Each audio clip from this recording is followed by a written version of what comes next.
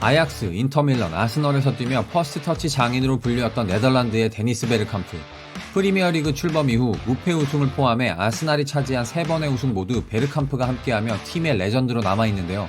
특별히 우리에겐 베르캄프 턴으로 불리는 이 장면이 아직도 축구 팬들에게는 강렬하게 뇌리에 남아있습니다. 베르캄프에게는 그리 달갑지 않은 또 하나의 별명이 있었는데 바로 넌플라잉 더치맨이었습니다. 네덜란드 대표팀과 아스날 모두의 레전드로 불리는 베르캄프지만 사실 국제적인 축구 선수가 되기에 치명적인 단점이 있었는데 바로 비행공포증이었습니다. 아니 요즘같이 누구나 비행기를 타고 다니는 해외여행의 시대에 이 무슨 말 같지도 않은 소리야 하는 분들도 계시겠지만 이 농담 같은 얘기가 정말로 진짜로 멸루 사실입니다. 비행공포증은 주로 폐쇄공포증이나 불안장애가 있는 사람들에게서 나타나는데 좁은 비행기 공간 자체에 대해 공포를 느끼는 사람들과 마치 비행기가 지금이라도 추락할 것 같은 극도의 공포감을 느끼는 사람들이 주로 많다고 하는데 베르캄프는 후자였던 것 같습니다. 2013년 발간된 그의 자서전 스틸 레스 앤 스피드에서 자신이 비행기를 탈 수 없었던 2가지 이유를 고백했습니다.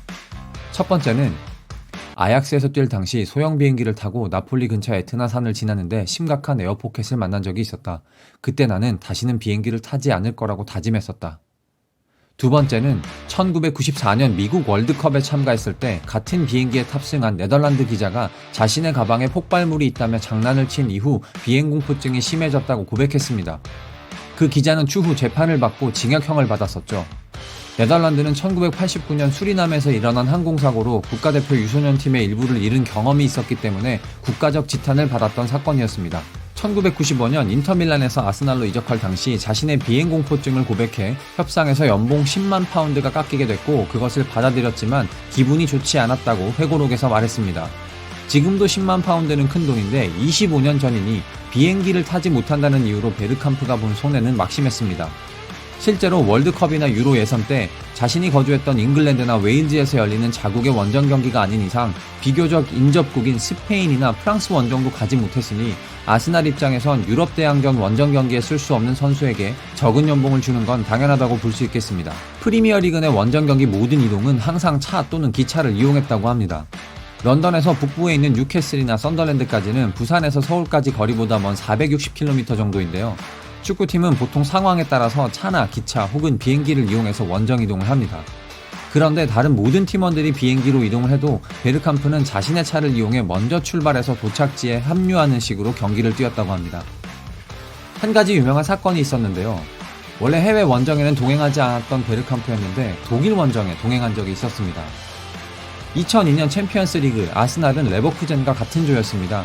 마침 레버쿠젠 원정 다음 리그 경기에 경고 누적으로 인한 결장이 예정된 베르캄프를 벵거 감독이 원정에 동행하도록 지시를 합니다. 비행기를 못타는 베르캄프가 그럼 어떻게 바다 건너 독일 원정에 동행했을까요? 네, 정답은 바로 자차를 운전해서 영국을 출발해 프랑스, 벨기에, 네덜란드를 거쳐 독일 레버쿠젠으로 가는 거였죠.